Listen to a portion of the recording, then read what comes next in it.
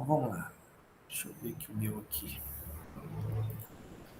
Aí, nós vamos falar dois assuntos, que é o lote econômico e o orçamento de capital, né? E o saldo mínimo de caixa. Então, o lote econômico, o que acontece? Muitas das empresas, elas precisam saber o estoque mínimo, né? Que elas têm que ter para poder atender os seus clientes, né? E não passar aquela vergonha, né? Você chega numa loja e o cara vai... tem tal farmácia farmácia de bairro dá muito disso, né? Você precisa de um remédio, aí você chega lá, o rapaz faz aquela caretada toda e fala assim, puxa, tinha, mas acabou, né? Então, isso aí. Uma série de fatores, e um deles é a falta de organização no sentido de controle de estoque mínimo, né? Você tem que ter um estoque mínimo aí para poder cobrir as oscilações da performance das vendas, né? Então aí vem aí esse lote econômico, que é isso, né? Uma forma matemática de você calcular aí os custos, né? E determinar aí as quantidades mínimas que você tem que ter para poder sustentar as vendas, né? Então você tem aí. Então o que é o lote econômico? Né? Uma das ferramentas mais comumente usadas para se determinar a quantidade boa de pedido para um item de estoque, que é o tal do modelo econômico de compra, LEC, né? Ele leva em consideração vários custos da operação e financeiros, assim como determina a quantidade de pedidos que minimizam o custo total do estoque. Então, você também ter muito estoque parado é ruim, você não ter estoque mínimo também é ruim, então você tem que arranjar um equilíbrio que essa fórmula vai ajudar.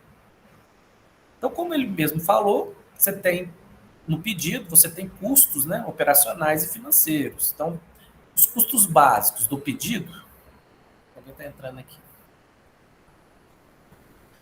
Os custos básicos do pedido, né?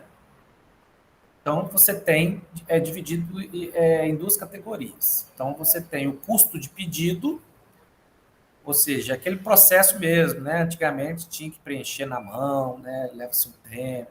Então, vocês já viram esse pessoal que vai, que vende bebida, né? Vai lá no bar, né? Senta lá com o gerente, preciso tanto de Coca-Cola, tanto de cerveja, tal. Então, é isso. Quanto que custa isso, né? Então, o custo de pedido inclui os custos permanentes do escritório de fazer e receber pedidos, né? Nós estamos falando do caso do lado do bar, né? Do comércio, né? Você tem que ter aquele profissional disponibilizado para fazer, né? E receber os pedidos, conferir, né? Então, o custo de escrever uma ordem de compra, né? Fazer o levantamento, no supermercado você vê muito disso, né? Pequeno, a pessoa fica andando de prateleira em prateleira e olhando lá as quantidades, né? Quando não tem um controle mais informatizado, aí vai na mão mesmo. Você não vê isso em grandes hipermercados, né? Hipermercado já está tudo informatizado. Então, o cara já passou no caixa, aquela mercadoria que foi dada abaixo, foi vendida, automaticamente dá um comando lá para o estoque já sabe que já tem menos uma latinha de leite moço e já vai acompanhando o estoque para poder não deixar ele ficar zerado. Então, custo pedido. Você tem o custo de manutenção, ou seja, o custo de manutenção são os custos variáveis por unidade de manter um item no estoque, por um período específico. Né? O custo de manutenção inclui custos de armazenagem, dependendo do produto, você tem que ter um seguro, tem a questão da deterioração, né? Dependendo do produto, ele tem que ter tem que ser condicionado, né? De uma certa forma, senão ele deteriora com uma rapidez, né? E aí torna-se obsoleto, aí você não vai vender, né? Então, juntando o custo do pedido mais o custo de manutenção, a gente tem o custo total de estoque.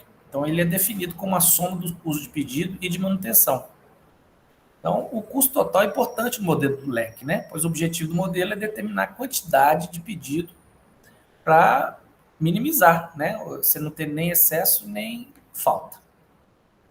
Então, a fórmula vocês já viram aí no material, é LEC, né? Raiz quadrada de 2 vezes S vezes O, dividido por C. O S é a demanda, o O é o custo do pedido e o C é o custo de armazenamento. Então, você joga cuidado na hora de aplicar a fórmula, né? Porque é aquela coisa, né? Matemática básica. Primeiro que resolve o que está dentro da raiz quadrada para depois tirar a raiz quadrada, tá? Tem muita gente aí que faz uma bagunça danada e É muito simples. Segue a formulazinha lá que dá tudo certo. Então, aqui no exemplo, né, teve um custo de pedido de 50 cada unidade. A, ele usa 1.600 unidades de um item normalmente e tem um custo de manutenção de R$ 1. Você joga isso tudo na fórmula, vai dar lá um valor, raiz quadrada de 160 mil, vai dar um valor lá 400 unidades. Ou seja, se a empresa faz o pedido em quantidade de 400 unidades, ela vai minimizar o custo total de estoque. Tá? Vai ser a quantidade ideal para quem consome 1.600 unidades anualmente. Quando fazer o ressuprimento, né? Quando você faz o ressuprimento? Então, uma vez a empresa tenha calculado seu lote econômico, ela deve determinar quando fazer o seu pedido, né? Então, eu sei que eu tenho que pedir 400 unidades, quando é que eu vou fazer isso? Então, o ponto de fazer novos pedidos deve considerar o prazo necessário para fazer e receber pedido, que é, por exemplo, Coca-Cola. Se você compra lá na Coca-Cola, eles te pedem no mínimo 7 dias para entregar. Então, você não pode deixar esgotar o seu produto, porque se você quiser pedir hoje e receber hoje, você não vai. Você vai receber daqui 7 dias. Ponto. Né? Então, aqui tem então, o que é o ponto de suprimento? É o prazo de entrega em dias, vezes o que você precisa, qual que é a sua demanda diária. Então, um exemplo aqui, uma empresa necessita de 10 dias para fazer e receber um pedido. Como ela usa 5 unidades de estoque, né? O ponto de ressuprimento seria 50, ou seja, 10 vezes 5, para poder suportar aqueles 10 dias lá que você precisa. Então, quando o nível de estoque da empresa chega a 50 unidades, um pedido será feito. A cada 50 unidades, ele vai lá e faz um pedido, porque ele tem estoque para 10 dias. Né? Então, chegou no 50, ele vai lá e faz outro, porque já está batendo ali na beirada. Né? Beleza. O orçamento de capital é o processo de avaliar e selecionar investimentos a longo prazo. Né? Então, que já é outro assunto. Então, desempenho de capital, a justificativa para desembolso de capital, né? Então, um dispêndio de capital, né, é um desembolso de recursos por parte da empresa, que se espera que vá produzir benefícios através de um período maior do que um ano. Você faz aí um orçamento, né? A palavra orçamento é você prever o futuro, né? Quando é que eu vou gastar no futuro e tal, né? De recurso. Então, nós temos aí alguns termos básicos, né? Para motivar na questão aí de você gastar. Dispêndio de orçamento, né? Aquilo que foi orçado, aquilo que foi previsto no tempo, você tem uma motivação. Quais são essas motivações? Ninguém vai fazer orçamento por nada. Então, você tem que ter alguma motivação. Então, pode ser expansão, né? Você vai expandir seu negócio, uma substituição, substituir algum equipamento, alguma coisa, modernização, melhorar os seus processos, né? As suas máquinas. E outro propósito que seja, né? Então, as etapas do processo de orçamento são: você tem a geração da proposta, onde senta-se os gestores, né, e vão pensar como gastar o dinheiro, né, em projetos. Aí você determina projetos, vai discutir e analisar esses projetos, e aí toma decisão. Bom, vamos fazer o projeto A, o B, o C, qual projeto nós vamos desembolsar recursos do orçamento, prever o orçamento. Decidido o projeto, você vai implementar e vai acompanhar. Né? E aí você tem dois tipos de projetos. Você tem os projetos independentes, aqueles cujos fluxo de caixa, né, não depende um do outro. Vou fazer um projeto de comprar uma máquina e outro projeto de comprar um terreno para expandir a indústria. São projetos totalmente independentes. Né? Projetos mutuamente excludentes, um projeto elimina o outro. Eu vou comprar uma máquina A ou uma máquina B, sendo que as duas máquinas fazem o mesmo processo. Uma é mais tecnológica, outra menos, né? Mas só que um elimina o outro, porque eu vou escolher um dos dois. Os dois estão com o mesmo, são similares, né? Então, feito isso, você vai montar um fluxo de caixa. Né? A gente tem no enunciado, igual eu falei antes da aula, né? Tentei aqui, não sei o que está acontecendo com o meu computador, que eu não consegui mostrar para vocês a tela aí, mas vocês têm o caderno aí, né? pedir para acompanhar. Então, você tem o padrão convencional, que você tem só uma saída de caixa, por exemplo. Né? No exemplo que a gente tem aí no caderno, você vai comprar uma máquina, vamos dar um exemplo aqui, uma máquina, por exemplo, né? Ela tem 10 mil no momento zero. Você vai comparar com os lucros, né, futuros, ano 1, 2, 3, 4, 5, 6. Você vai fazer uma verdadeira DRE mesmo.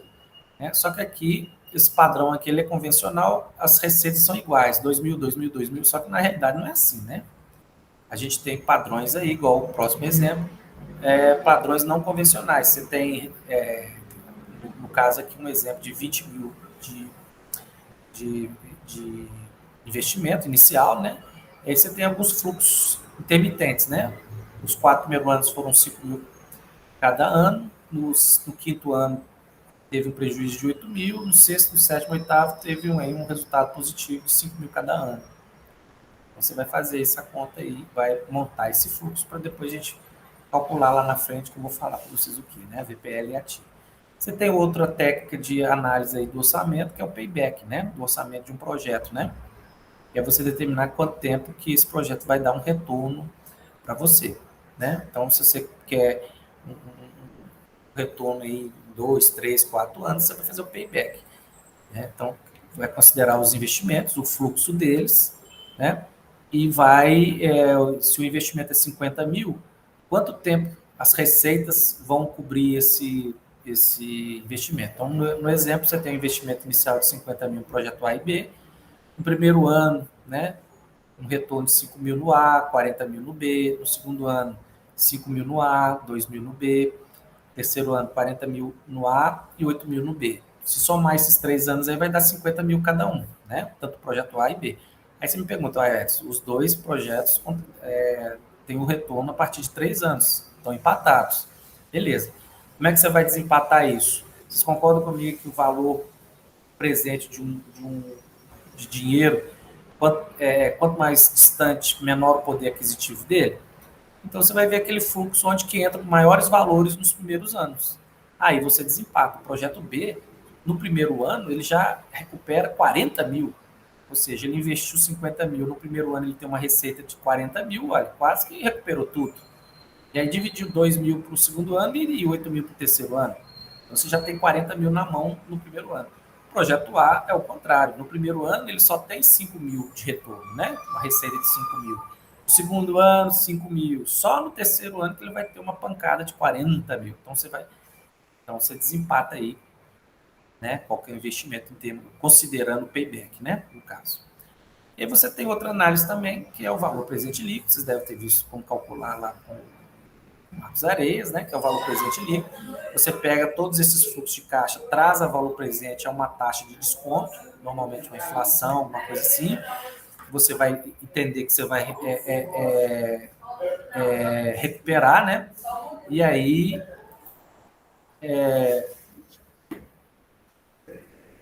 Ô Ju, e aí você vai recuperar isso aí, né? Então, o fluxo de caixa é a base de tudo do mesmo jeito. Aí você tem um exemplo que nós passamos aí, né? Você tem lá, a empresa Delta deseja analisar a viabilidade de 2 projetos, A e B. Então, você tem lá taxa de atratividade ou o custo do dinheiro, né? 10%, que seria essa taxa de desconto. Você vai investir no projeto A e no projeto B. Vamos ver qual dos dois aí. Prazo de 5 anos. Então, tem lá 14 mil no projeto A até o ano 5. Projeto B, no primeiro ano 28, 12, 10, 10, 10 nos anos subsequentes. Então, eu montei aqui a solução tanto pelo Excel como pelo HP. Então, aqui é autodidático, né? Está aqui bem claro aqui que você tem que fazer. E você vai chegar, né? Cuidado com sinais, né? No momento zero, você tem que colocar um investimento com valor negativo. E nos anos seguintes, você coloca o fluxo das entradas com valor positivo. Muita atenção nisso aí. No projeto A, você tem um VPL. O que é o VPL? Ele vai pegar todas as entradas nos anos subsequentes, descontar valor presente, aquela taxa de custo de oportunidade que é 10%, e vai comparar com o investimento inicial. Então, ele vai trazer valor presente e vai subtrair daquele valor que você investiu. No caso aqui, 42 mil no projeto A e e no projeto B 45 mil.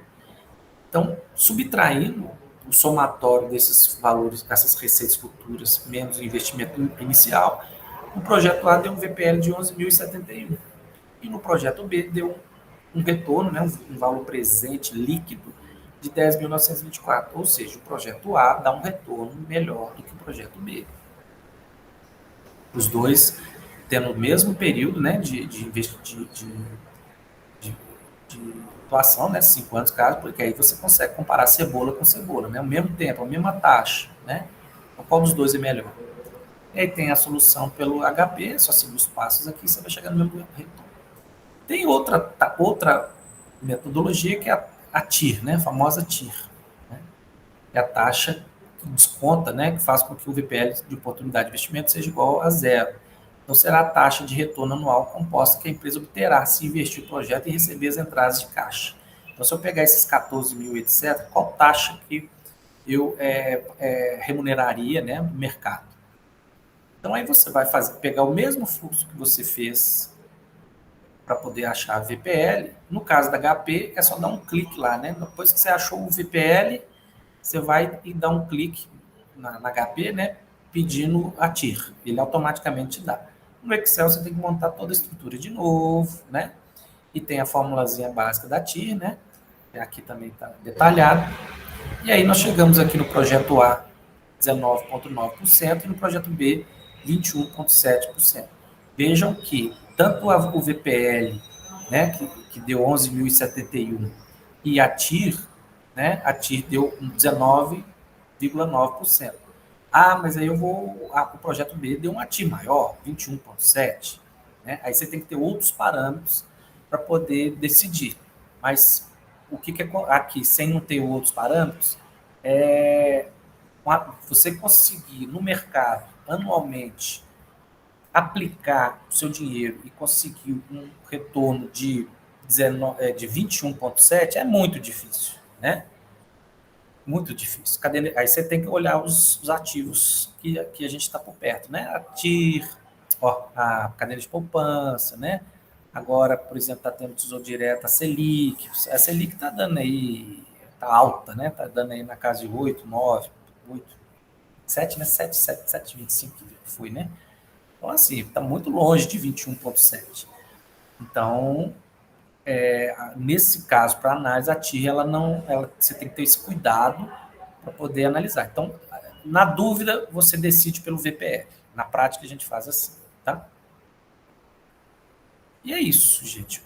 Tem um saldo mínimo de caixa, né? Quanto é que você tem que ter lá no caixa para poder manter as suas operações. Tem a formulazinha aí, né? Então, um exemplo aí que a gente colocou, se os desembolsos anuais previstos de determinada empresa atingirem 3.600 e seus giros de caixa no mesmo período for de 4 vezes, né, o caixa renova a cada 4 meses, então você pega esse giro, 3.600, e divide por 4.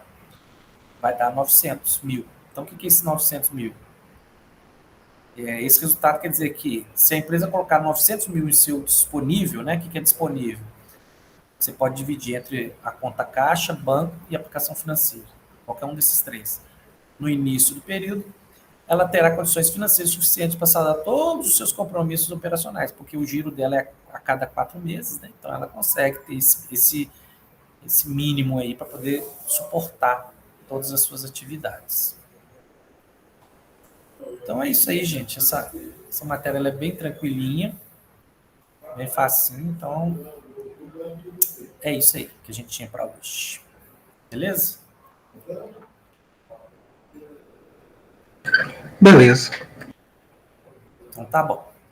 Então, gente, fique com Deus. Uma boa semana para todos. Professor, antes de finalizar, eu queria saber se você tem uma previsão de quando vai ser lançada as notas das atividades. Aí eu vou esperar, porque vocês estão tendo lá, vocês conseguem ver lá no Moodle, não consegue? Sim, lá no Moodle a gente consegue ver a nota só do último questionário que teve. Mas os outros vocês vão tendo também, né? Vocês vão acompanhando, não é isso? Então, nos outros, é isso que eu tô querendo saber, porque eu só consigo ver a nota de uma lá. Os outros não foi dado a pontuação ainda. Ah, tá. Mas aí eu devo dar uma. Eu gosto de esperar, assim, mais ou menos. Vamos bem que hoje é a última semana, né? Não, Sim. então final de semana eu vou lançar tudo lá, beleza? Ah, sim, beleza. Tá bom. Ô, gente, muito obrigado, viu? Um abraço. Tchau, tchau. Falou, tchau. Tchau, bom dia. Bom dia.